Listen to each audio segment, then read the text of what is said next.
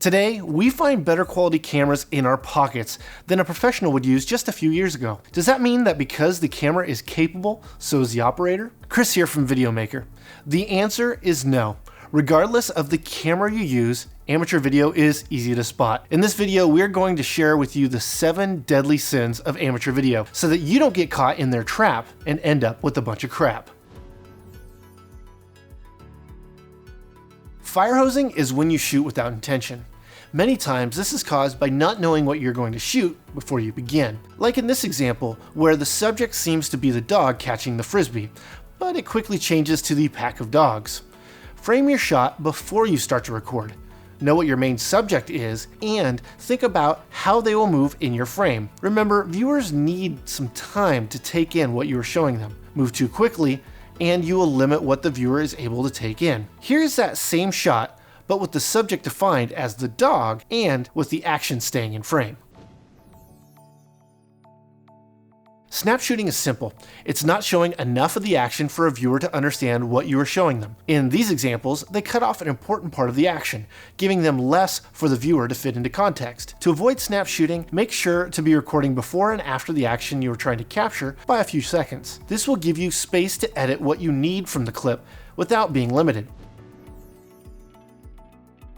Headhunting is the improper framing of a subject's head. This can be by either cutting off a portion of their head or by offering too much head room in the frame. Try to put your subject's eyes at the intersection of the frame when divided by thirds. Called the rule of thirds, this composition rule will allow your subject to have enough room, not too much, and not feel crowded.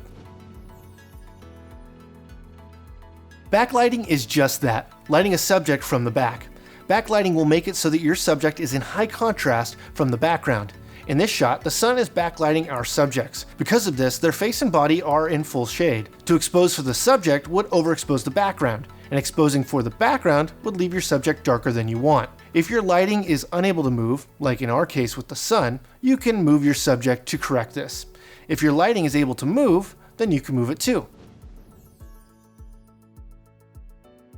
Motor zooming is when you zoom in and out of framing. Similar to firehosing, it's a result of shooting without intention. The zooming makes it difficult to direct the viewer's eye. The zooming is disorienting. To fix this, use your zoom intentionally or fix your framing and shoot multiple angles and edit them together. Upstanding is shooting from eye level, and because it's common to shoot from that height, it's boring. Here's a shot of a group playing volleyball shot from eye level. It's fine, but it could be better. Like in this shot, the camera is low shooting up at the players. Another option is getting higher than eye level. In this shot, this was done by extending the camera as high as possible. Both the low and the high angles are much more interesting than that shot from eye level. The last deadly sin is jogging.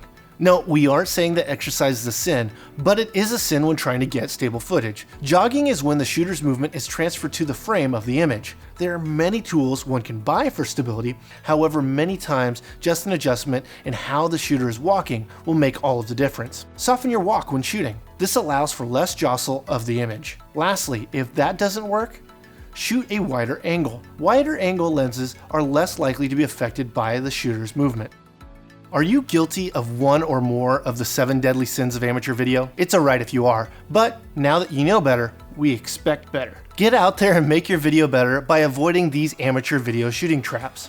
Thanks for watching. In 2019, we're hosting a series of meetups called Videomaker IRL around the country. These free events are a great opportunity to network with local videographers, filmmakers, creative professionals, hiring managers, and potential collaborators. The next one is in San Francisco on February 22nd, but we'll be in New York, Chicago, and LA later this year. Visit videomakerevents.com to RSVP. We're adding more dates all of the time, so check back even if you're watching this after 2019, or if I didn't just mention your city. Hope to see you there.